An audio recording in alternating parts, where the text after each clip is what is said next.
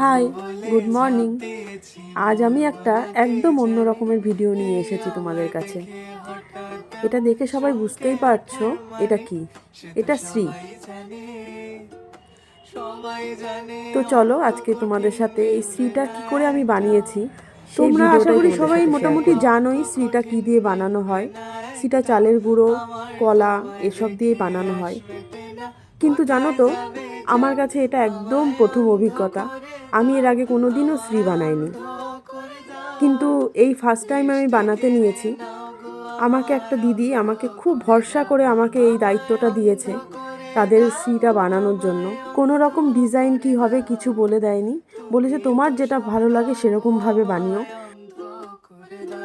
আর যখন এই কথাটা বলে দেয় না কেউ, তখন যেন দায়িত্বটা আরো দ্বিগুণ বেড়ে যায়, তাই কি না বলো?